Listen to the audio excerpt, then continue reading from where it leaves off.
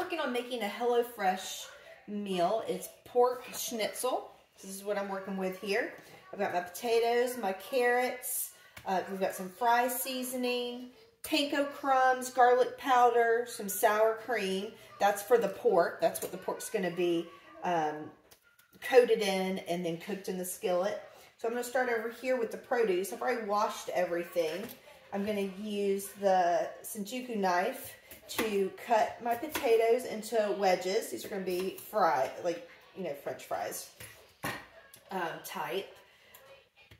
I'm going to cook it on the stone bar pan in the oven, and I have the oven heating to 425 degrees right now. Once I get these cut, I'm going to spritz them with some oil using the kitchen spritzer here. That's just olive oil in there. And I love using the kitchen spritzer because it is just olive oil. And you can infuse it with garlic if you want to, or rosemary. But it doesn't have any of those extra ingredients that like Pam or any of the other spray has in it. So I just love that it's just oil. There we go. Just making sure I don't cut my finger here.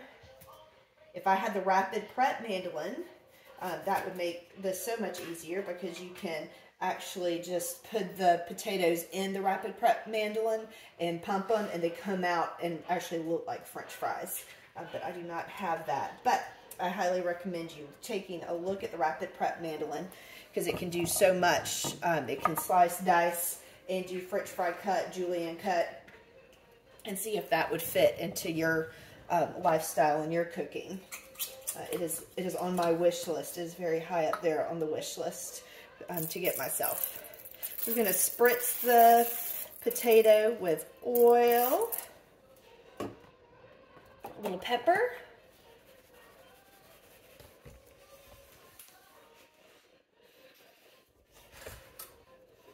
there we go, and then fry seasoning.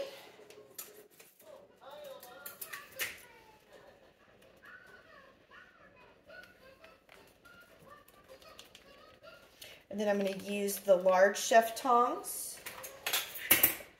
to just move them around. I'm going to spritz them with a little bit more oil.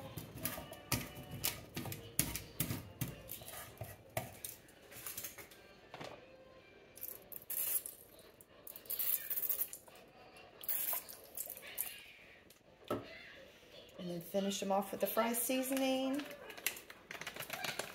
Yum, yum. There we go. Just kind of toss those around a little bit.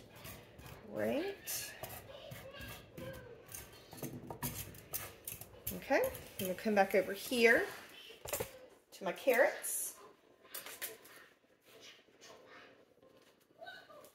Got the Pampered Chef peeler.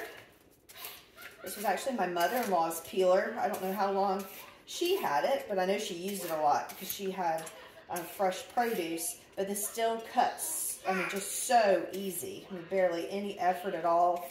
Feels like I'm just slicing through butter.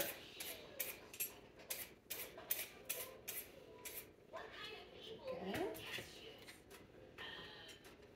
And then when I dice the carrots, I'm going to dice them at an angle so that there's more surface area for the salt and pepper and the oil to touch, and it just helps them cook a little better too, instead of dicing them straight up and down.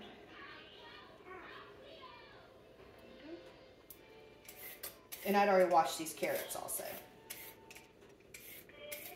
Some of the recipes that I've looked at for carrots says to put some chili flakes on them. I did that one time.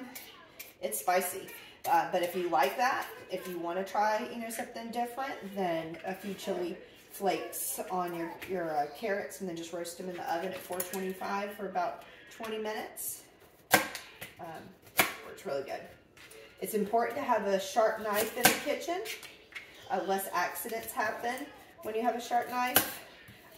If you have the rapid prep mandolin, once again, I could have put these carrots in the rapid prep mandolin and it would have sliced them And then you don't have to worry about injury at all because your hand is never near the blade of the rapid cut mandolin. So there we go. I'm going to put these over here on the stone bar pan on the other side of the potatoes.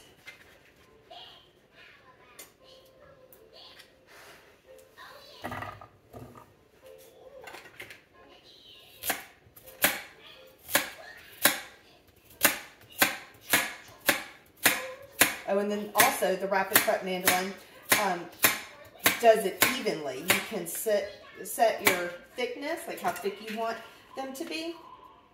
And then that helps things cook evenly too because everything's the same. The same size. Whereas how I'm cutting here with this knife, some are thinner and some are thicker. So they're not going to cook as evenly. Now, are they going to cook and be okay? Yes, they're going to be fine. It's not that big of a deal. But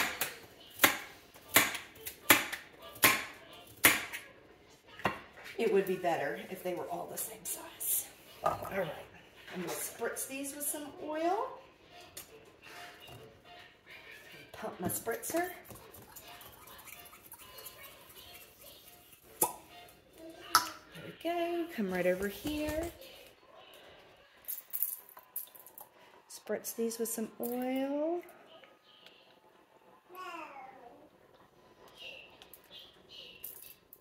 Good. Salt and pepper.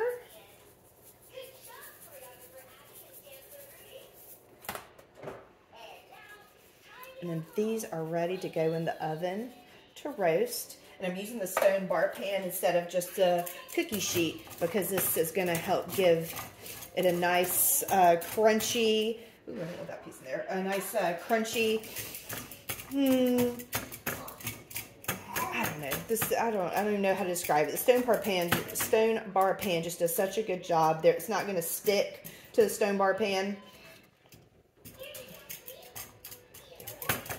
It's going to suck the moisture away, but it's not going to dry it out. All right, so that's going to go in the oven. Let me scoot y'all over here while I pop these in the oven.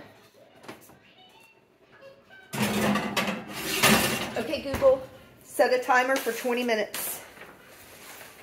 20 minutes, starting now. And then, so I'm going to go ahead and bread the pork chops. And I'm using the coating trays here. The coating trays come with tongs. Mine are in the dishwasher at the moment, so I can't use them. But I am using these are the professional shears to cut open my package. Maybe time, I use these all the time.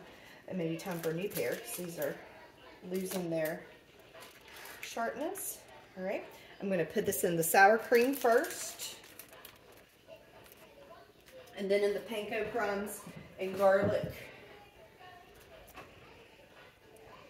So, of course, if you didn't want to use your fingers, like I'm just really getting in there, but you don't have to. You could definitely use tongs to do that instead. There we go. Put that there. Really coat it with sour cream. There you go. These coating trays are dishwasher safe. I love that feature. Just super easy to use. Keeps the mess contained. I'm going to go ahead. I've got my 8-inch not stainless steel, just nonstick skillet back here. I'm going to go ahead and get that oil heating.